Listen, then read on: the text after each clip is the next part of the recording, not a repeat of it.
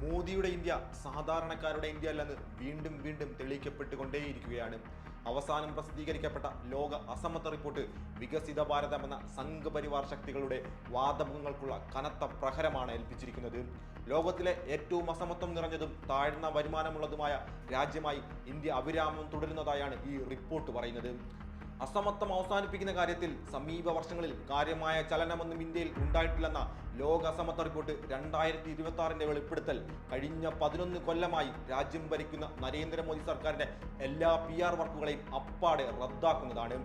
പ്രമുഖ സാമ്പത്തിക പണ്ഡിതനായ തോമസ് പിക്കറ്റി നേതൃത്വം നൽകുന്ന വേൾഡ് ഇൻഇക്വാലിറ്റി ലാബിന്റെ പുതിയ റിപ്പോർട്ട് പ്രകാരം ഇന്ത്യയുടെ ദേശീയ വരുമാനത്തിന്റെ ഏകദേശം 58% ജനസംഖ്യയുടെ ഉന്നത ശ്രേണിയിലുള്ള വെറും 10% പേരുടെ പക്കലാണ്. അതേസമയം ശ്രേണിയിലെ ഏറ്റവും താഴെയുള്ള 50% പേർക്ക് ലഭിക്കുന്നത് 15% മാത്രമാണ്. വരുമാനത്തിലെ ഈ അന്തരത്തേക്കാൾ വലുതാണ് സമ്പത്തിലെ അസമത്വം. ഏറ്റവും സമ്പന്നരായ 10% പേർ മൊത്തം സമ്പത്തിന്റെ 65% കൈവശം വെച്ചിരിക്കുന്നത്.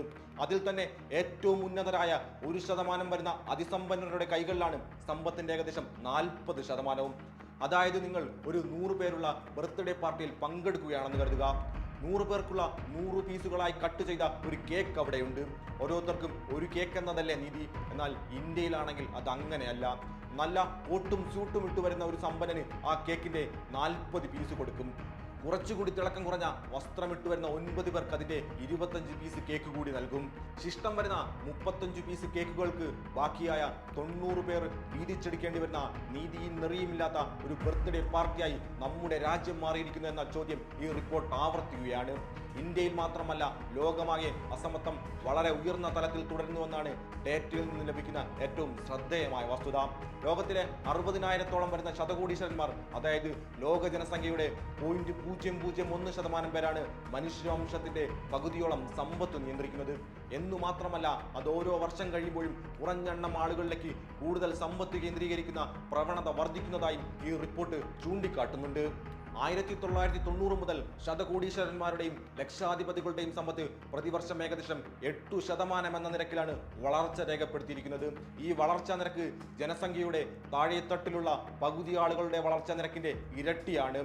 കോർപ്പറേറ്റുകൾക്ക് വേണ്ടി ഭരിക്കുന്ന അവരുടെ സമ്പത്തും ആസ്തിയും വർദ്ധിപ്പിക്കാനുള്ള ഒരു ലോകക്രമമായി നമ്മുടെ ഇത് മാറിയിരിക്കുന്നു എന്ന വസ്തുതയാണ് 200ഓളം ഗവേഷകർ ചേർന്നുണ്ടാക്കിയ ഈ റിപ്പോർട്ട് അടിവരയിടുന്നത്.